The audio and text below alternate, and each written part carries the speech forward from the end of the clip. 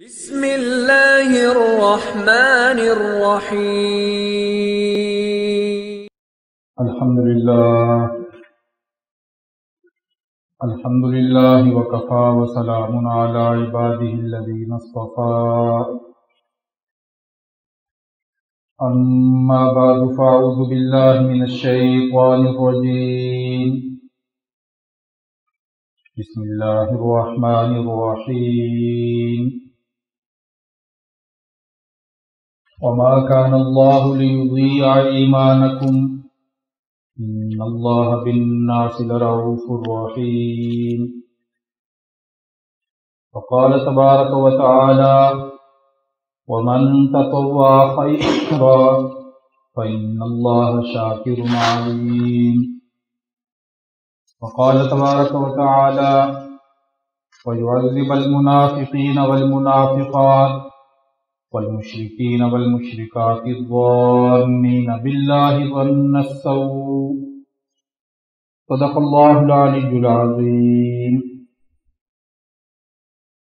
وبلغنا رسوله النبي الكريم ونحن على ذلك لمن الشاهدين والشاكرين والحمد لله رب العالمين اللهم صل على محمد وعلى آل محمد كما صليت على إبراهيم وعلى آل إبراهيم إنك حميد مجيد اللهم بارك على محمد وعلى آل محمد كما باركت على إبراهيم وعلى آل إبراهيم إنك حميد مجيد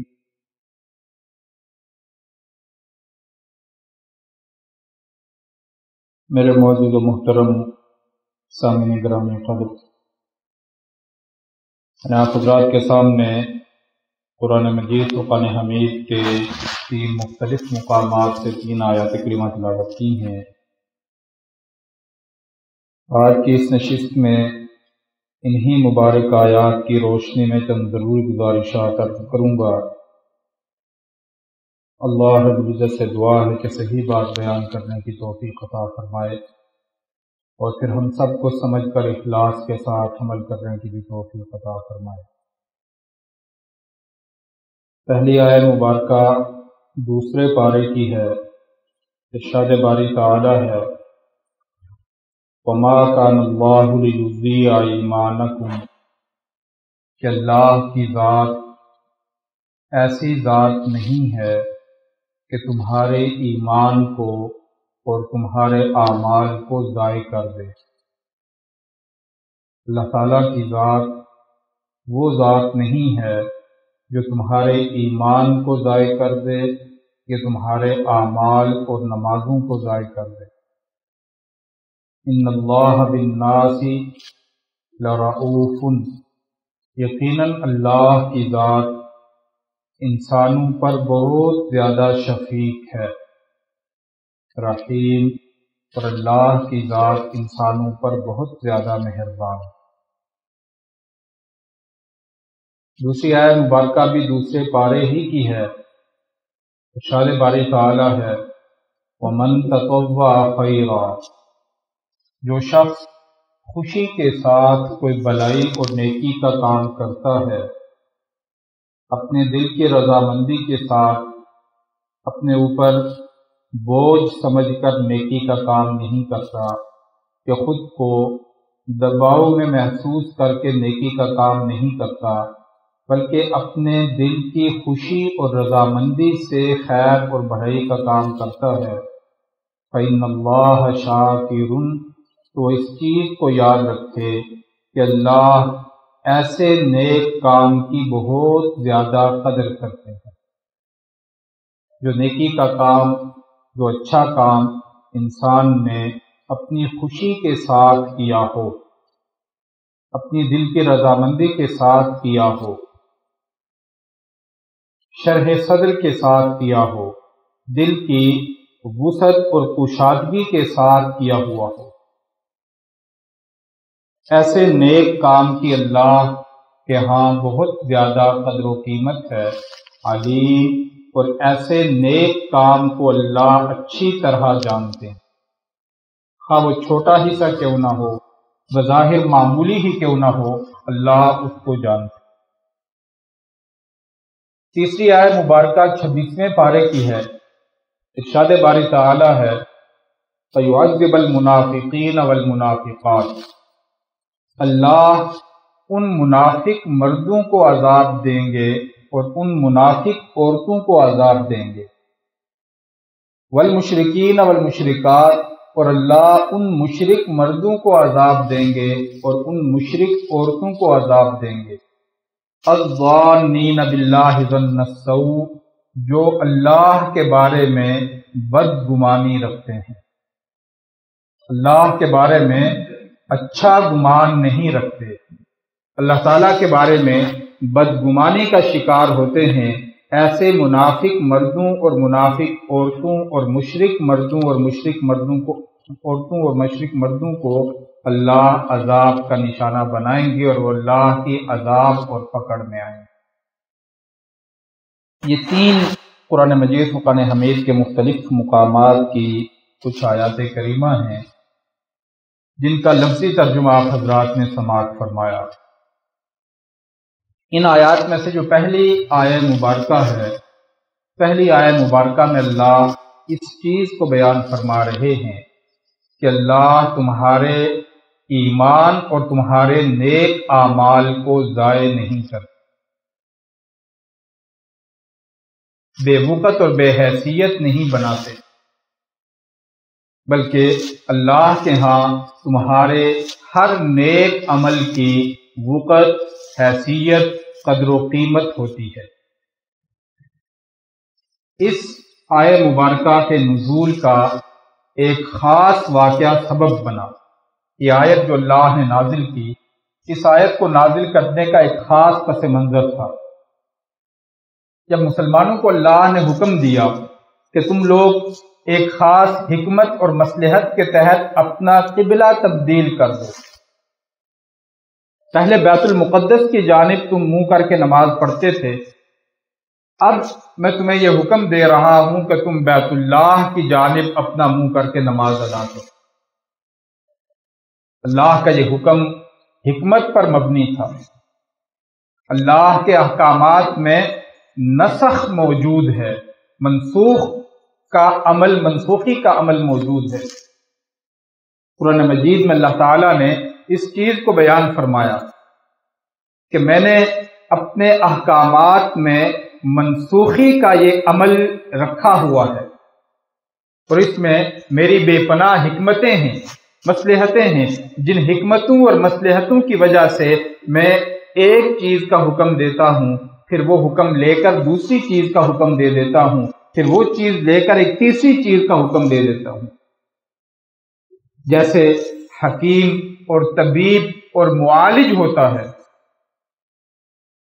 اس طبیب اور معالج کے پاس جب انسان اپنے علاج کے سلسلے میں جاتا ہے تو وہ مریض کی حالت اور کیفیت کو دیکھ کر پہلے ایک طرح کی دوا تجویز کرتا ہے کہ یہ دوا تم کھاتے رہو۔ کچھ عرصہ مریض وہ دوا استعمال کرتا ہے، اور پھر اس کے استعمال کے بعد جب وہ ایک مرض ایک دوسری حالت اور کیفیت میں پہنچ جاتا ہے تو وہ اسی طبیب اور معالج کے پاس جاتا ہے تو وہ اس پہلی دوا کو تبدیل کر کے اس کی جگہ دوسری دوا لکھ دیتے، پھر تیسری دوا لکھ دیتے۔ تو یہ جو تبدیلی کا عمل ہوتا ہے یہ تشبیہ بلا مثال، کہ اللہ فرماتے ہیں کہ میرے احکامات میں بھی انسان کی قوت، طاقت اور بے پناہ حکمتوں کی بنیاد پر اس طرح کے احکامات۔ تو غرض یہ کہ جب حکم اللہ نے تبدیل فرمایا اور فرمایا کہ اب تم نے اپنا رخ جو ہے وہ بیت المقدس کی جانب نہیں کرنا، بیت اللہ کی جانب منہ کر کے نماز ادا کرنی ہے، تو کچھ لوگوں کے ذہن میں یہ وسوسے پیدا ہوئے، یہ خیالات پیدا ہوئے، یہ سوچ پیدا ہوئی، اور اس سوچ اور وسوسوں کا بعض لوگوں نے اظہار کیا کہ اس حکم کی تبدیلی سے پہلے جو لوگ نمازیں پڑھ چکے ہیں ان نمازوں کا کیا ہوگا، اور جو لوگ دنیا سے جا چکے ہیں اور ان کا رخ اسی جانب منہ کر کے نماز پڑھنے کا تھا، ان فوت ہو جانے والے لوگوں کے اعمال کا کیا ہوگا؟ کیا وہ اللہ کے ہاں قبولیت پا چکے ہیں یا ضائع گئے ہیں؟ تو اللہ تعالیٰ نے اس پس منظر میں اس آیت کو نازل فرمایا کہ اللہ کی ذات ایسی ذات نہیں ہے کہ تمہارے اعمال کو ضائع کر دے۔ اللہ کی ذات وہ ذات نہیں ہے جو تمہارے نیک اعمال کو بیکار کر دے، بلکہ اللہ کی ذات وہ ہے جو تمہارے اعمال کو قبول کرتی ہے، اور قبولیت کے ساتھ ساتھ اللہ تمہارے نیک اعمال کی قدر کرتے ہیں، اس کی قدر کرتے ہیں۔ اللہ کے ہاں اللہ کی جو صفات ہیں ان صفات میں سے ایک صفت شکور، یہ صفت بھی اللہ کی صفات ہے۔ شاکر، یہ بھی اللہ کی صفات میں سے ایک صفت ہے۔ اس کا معنی یہ ہے کہ اللہ انسان کے اعمال کی قدر و قیمت، معمولی سے معمولی عمل ہوتا ہے، چھوٹے سے چھوٹا عمل ہوتا ہے، جس چھوٹے عمل کو خود انسان وقت اور حیثیت نہیں دے رہا ہوتا، انسان اس کی قدر و قیمت کو نہیں جان رہا ہوتا، انسان اس اپنے چھوٹے عمل کو وزن اور حیثیت نہیں دے رہا ہوتا، اللہ تعالیٰ فرماتے ہیں کہ میرے ریکارڈ کے اندر انسان کا وہ معمولی عمل جس کو خود انسان بہت چھوٹا سمجھتا ہے، میرے ہاں انسان کی اس عمل کی بھی قدر و قیمت ہے، میرے ہاں انسان کا وہ عمل بھی باوزن اور باحیثیت ہے۔ حدیث میں ایسے بہت سارے واقعات حضور اکرم صلی اللہ علیہ وسلم نے سابقہ امتوں کے لوگوں کے بیان فرمایا کہ ایسی عورت تھی جو گناہوں میں ڈوبی ہوئی تھی اور ہر طرح کی جو خرابی تھی، اس ہر طرح کی خرابی میں ملوث تھی، اس سے موقع اور توفیق نہیں ملتی تھی کہ اللہ کو راضی کرنے والا کوئی عمل کر سکے، اللہ تعالیٰ کی اطاعت کا کوئی عمل کر سکے۔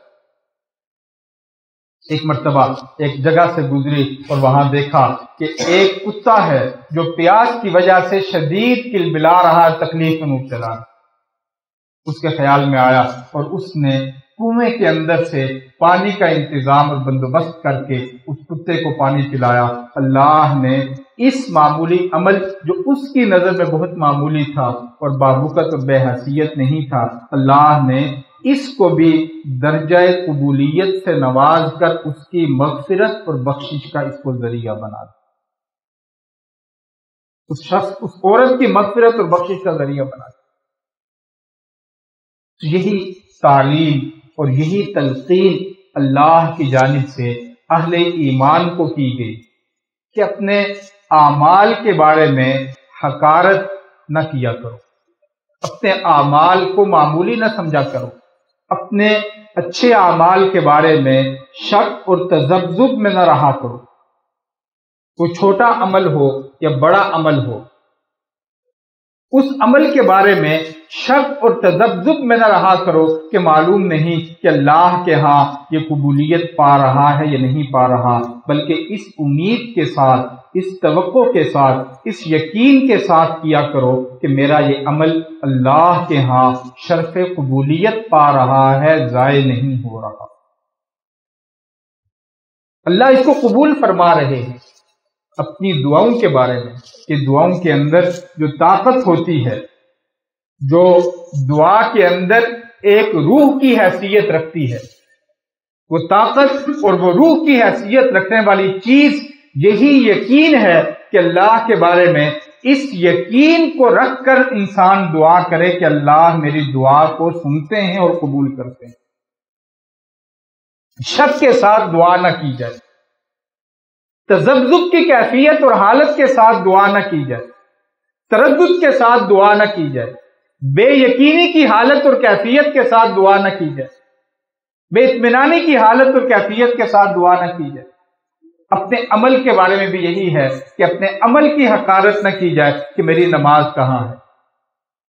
اخلاص کے ساتھ، درد مندی کے ساتھ، ذوق و شوق کے ساتھ، خوشی کے ساتھ، اپنے شرح صدر کے ساتھ انسان جو بھی عمل کرتا ہے اس کے بارے میں یہ یقین رکھنا کہ اللہ کے ہاں یہ قبول ہو رہا ہے اور اس کے ثمرات اور نتائج مجھے ضرور ملیں گے۔ اللہ فرما رہے ہیں کہ یہ چیز، یہ جذبہ، یہ کیفیت تم ضرور بالضرور اپنے ہر عمل اور عبادت کی ادائیگی کے وقت اپنے ذہن اور خیال میں رکھا کرو۔ حضور اکرم صلی اللہ علیہ وسلم نے فرمایا کہ بدگمانی اللہ کو پسند نہیں ہے، بدگمانی اللہ کو پسند نہیں ہے، اور بدترین بدگمانی وہ ہوتی ہے جو انسان اللہ کے بارے میں بدگمانی رکھے۔ اور حدیث میں حضور اکرم صلی اللہ علیہ وسلم نے فرمایا کہ اللہ فرماتے ہیں کہ میں اپنے بندے کے ساتھ اس کے گمان کے مطابق پیش آتا ہوں۔ جیسا انسان گمان رکھتا ہے میں ویسے ہی اس کے ساتھ معاملہ کرتا ہوں۔ جو مجھ سے مغفرت کی امید رکھتا ہے، بخشش کی امید رکھتا ہے، عمل کی قبولیت کی امید رکھتا ہے، دعا کی قبولیت کی امید رکھتا ہے، عبادت کی قبولیت کی امید رکھتا ہے، ایمان کی قبولیت کی امید رکھتا ہے، فرمایا کہ میں اس کے ساتھ اسی طرح پیش آتا ہوں۔ اور جو بدگمانی کا شکار رہتا ہے کہ میری کوئی نماز قبول نہیں ہوتی، میرا کوئی عمل قبول نہیں ہوتا، میری کوئی دعا قبول نہیں ہوتی اور قبول نہیں ہو سکتی اور اللہ قبول نہیں کرتے، فرمایا کہ میں اس کے ساتھ اسی طرح پیش آتا ہوں۔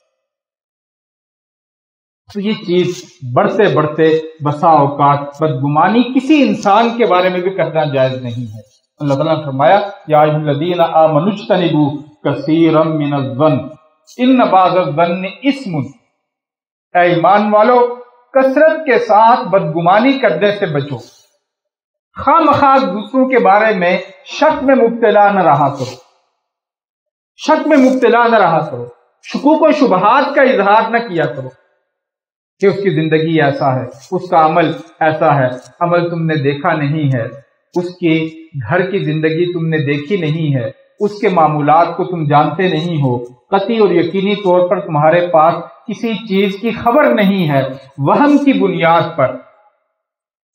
مفروضے کی بنیاد پر، اپنے خیالات اور وسوسوں کی بنیاد پر کسی کے بارے میں ایک رائے اور ایک سوچ بنا لینا، ایک ذہن بنا لینا، اس کو بدگمانی کہتے ہیں کہ وہ لازماً ایسا ہوگا۔ بغیر کسی بنیاد کے کسی کے بارے میں منفی رائے بنا لینا، منفی سوچ بنا لینا، اور پھر اس سوچ اور اس رائے کا اظہار جو ہے دوسروں کے سامنے کرتے رہنا، اس چیز کو بدگمانی کہتے ہیں۔ اللہ نے فرمایا کہ بدگمانی سے بچو، ان بعض الظن اثم، اس لیے کہ یہ بدگمانی گناہ کا بھی ذریعہ ہے، اور یہ بدگمانی جو ہے آپس کے تعلقات اور اخلاقیات کے بھی منافی چیز ہے۔ تعلقات میں بگاڑ جتنا بدگمانی سے پیدا ہوتا ہے اتنا کسی چیز سے پیدا نہیں ہوتا، اور تعلقات میں خرابی جتنی اس صفت کے ساتھ آتی ہے اتنی کسی صفت کے ساتھ نہیں آتی۔ تو حضور اکرم صلی اللہ علیہ وسلم نے فرمایا کہ بدترین بدگمانی وہ ہے جو انسان اللہ کے بارے میں اپنے دل میں قائم کر لے کہ اللہ میرے نیک عمل کو قبول نہیں کرتے، اللہ میری دعا کو قبول نہیں کرتے، اللہ میری دعا کو نہیں سنتے، نہیں، بلکہ اس حالت کے ساتھ، اس کیفیت کے ساتھ، اس امید کے ساتھ، اس یقین کے ساتھ، اس جذبے کے ساتھ اور اس کیفیت کے ساتھ اللہ کی بارگاہ میں اپنی یہ تمام چیزیں پیش کیا کرو کہ اللہ اسے قبول کرتے ہیں، ضائع نہیں کرتے۔ اللہ کے ہاں یہ چیزیں قبولیت پاتی ہیں اور اس کے ثمرات اور نتائج جو ہیں وہ مجھے ملیں گے، میں اس سے محروم نہیں رہوں گا۔ اسی مضمون کو اللہ اس آیہ کریمہ میں بیان فرما رہے ہیں۔ اللہ تعالی ہمیں سمجھنے کی، عمل کرنے کی توفیق عطا فرمائے۔ وما علینا الا البلاغ۔